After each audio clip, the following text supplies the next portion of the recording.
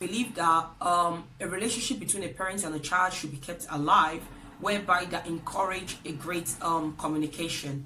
In order for the parent to become aware of any concern that might be affecting their child, this can be maybe school activities, or maybe a bully children, because if the child feel connected with their parent emotionally, the child will be able to find their parent to be the right person for them to speak to. They'll just go and speak because they know that their parents always listen to them. Their parents are open to listen to them. Their parents have demonstrated that they are there for them emotionally. And if the house is already going through a situation whereby it's imbalanced, of course I do understand different things can affect a child, and whereby if the child is growing up in a home whereby there is already stress going on between both parents, this can be maybe the parents are going through their own different situation, or maybe they are even going in physical within each other. So obviously the child is not going to be able to deliver what the parents will expect of him. But how will the parents be able to know what the child is going through if they are focused on themselves alone? So I believe if they're able to have that relationship whereby they also think and also believe that their children feelings or emotion are also important, that can also make them be able to become more cautious in whatever they're doing in the household, so that their children will be able to be happy and see home as home, not see home is outside the house. And even just the thought of remembering that there is no peace in the house, that child is going to be vulnerable. He's going to be open to anything that comes their way outside most of the time. And when the parents does not sit back quickly to understand that we're raising children, we're not just raising children and focus on ourselves, but we also have to acknowledge our children, their own well-being. It's also allow them to be able, because I believe that a happy child is a happy parent, right? So that's what I believe.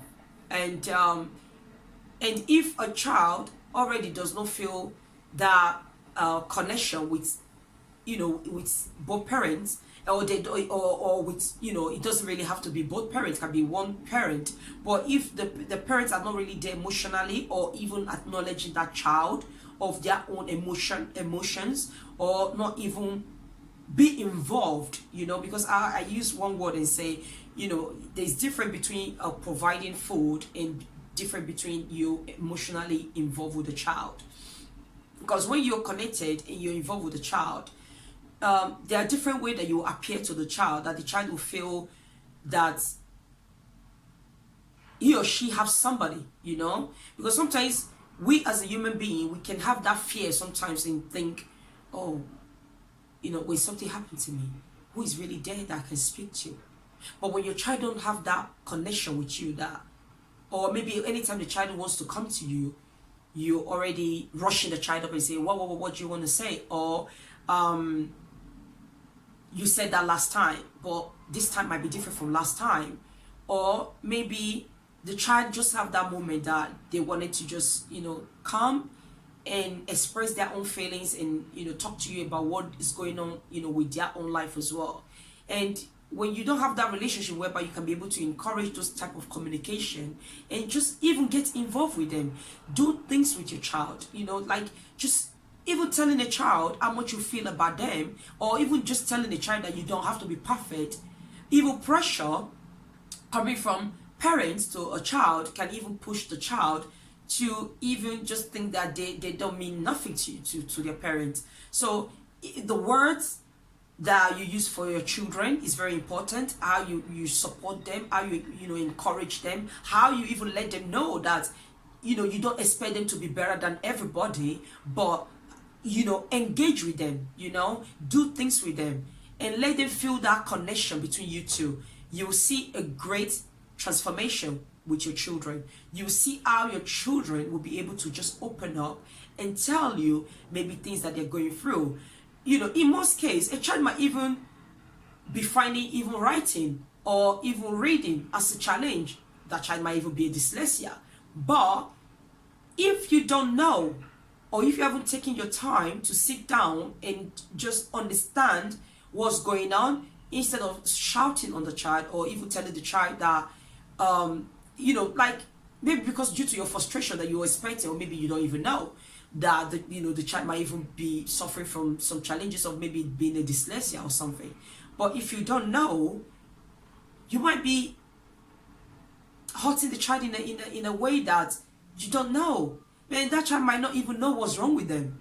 But when you engage with your child, you're able to sit with the child and be able to find out the progress of your child and be able to see what type of support you can be able to have and put in place for your child. I believe that that child will be able to grow their confidence and their self-esteem, and they will be forever grateful to you, because they understand that you're not just there as a parent, but you're also a parent that is involved in them.